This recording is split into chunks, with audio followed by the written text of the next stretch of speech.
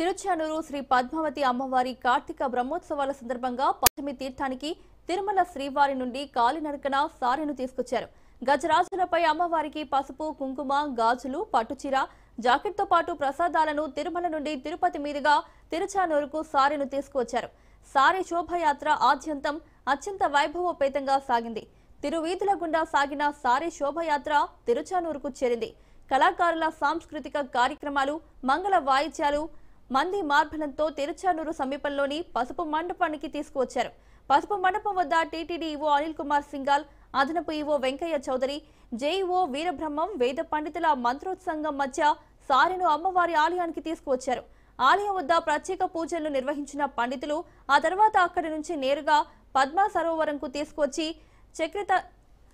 చక్రీ తల్వార్లకు, ఉత్సవమూర్తులకు స్నపన తిరుమంజనం వేడుకలు నిర్వహించారు.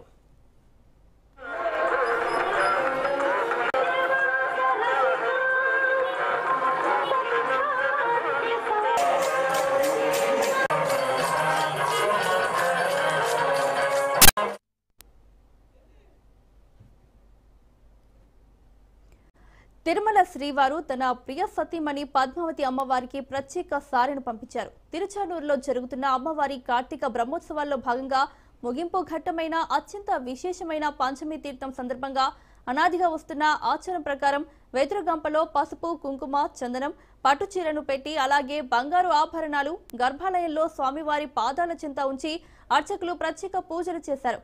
అనంతరం 4 మాడవీధుల్లో ఊరేగింపుగా కాలినడకన తిరుచానూరుకి తీసుకెళ్లారు. ఈసారి ఊరేగింపులో టీటీడీ చైర్మన్, ఈవో, అదనపు ఈవో, ఆలయ అధికారులు, అర్చకులు పాల్గొన్నారు.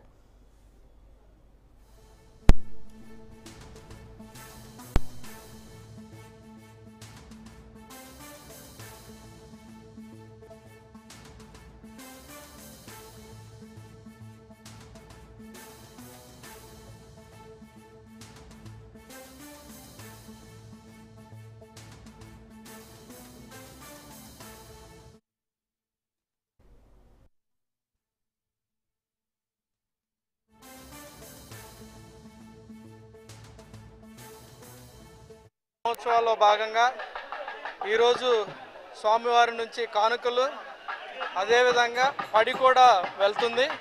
ఈరోజు ఉదయమే టెంపుల్లో 2:30 నుంచి శాస్త్రోక్తంగా అన్ని కార్యక్రమాలు నిర్వహించి స్వామివారి నుంచి నగలతో పాటు పడి కూడా తీసుకెళ్ళటం జరుగుతుంది. అందులో భాగంగా ఇప్పుడు ఇక్కడ రావిమాని చెట్టు దగ్గర హారతి కోసం వేచి ఉన్నాము.